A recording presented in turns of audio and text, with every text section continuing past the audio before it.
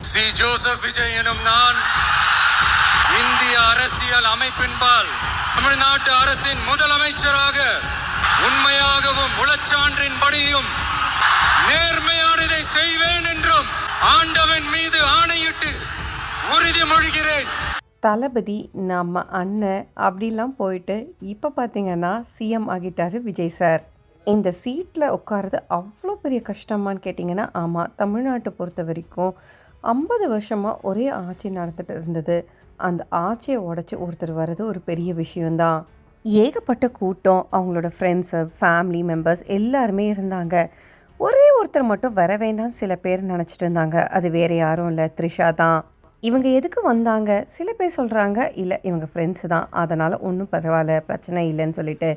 இன்றைக்கி விஜயோட hot ceremony அப்போது த்ரிஷா அழுகவே ஆரம்பிச்சிட்டாங்க. அதை பார்த்து சில பேர் எமோஷ்னலும் ஆகிட்டாங்க. இவங்க எதுக்கு வந்திருக்காங்க? அதுவும் இல்லாமல் இவங்க பண்ண விதம்லாம் கொஞ்சம் எல்லாமே வேறு மாதிரி தான் இருந்தது. த்ரிஷா அவங்க அம்மாவோட வந்திருந்தாங்க. வந்தது இல்லாமல் பார்த்தீங்கன்னா அவங்களோட பெஸ்ட் ஃப்ரெண்ட் 2 பேரும் வந்திருந்தாங்க. அங்கே வந்தவங்க அங்கே இருக்க மக்கள்கிட்ட கையை காட்டிட்டு ஜெயலலிதா மாதிரி பண்ணது சிலருக்கு ஆச்சரியம் தான் அழிச்சுது. பக்கத்தில் இருந்த ஷோபா மேமையும் கட்டி பிடிச்சாங்க.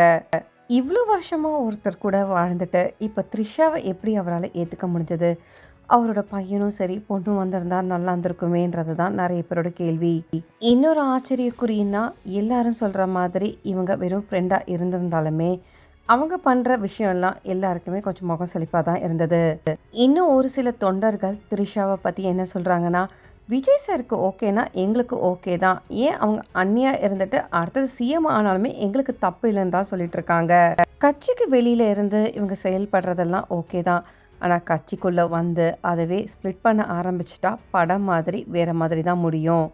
இன்னொரு விஷயம்லாம் பார்த்தீங்கன்னா மதன் கௌரி, அதுக்கப்புறம் ஒரு சில யூடியூபர்ஸ் எல்லாருமே என்ன பேசுகிறாங்கன்னா, விஜய் அண்ணா விஜய் அண்ணான்னு சொல்லிட்டு இருக்காங்க. நேற்று வரைக்கும் ஓகே, இப்போ அவர் ஒரு சிஎம் பதவியில் இருக்கார். இவர் இதுக்கு முன்னாடி பார்த்தீங்கன்னா முக ஸ்டாலின், அதுக்கப்புறம் உதயநிதி ஸ்டாலின், கனிமொழி இவங்களோட ரொம்ப க்ளோஸாக பழகிட்டு இருந்தார். இப்போது விஜய் சார் சிஎம் ஆனதுக்கப்புறம் பார்த்தீங்கன்னா அவர் அண்ணன்னு சொல்லிட்டு ஒரு ஃபேமிலி ரிலேஷனாக பேசிகிட்டு இருக்காரு.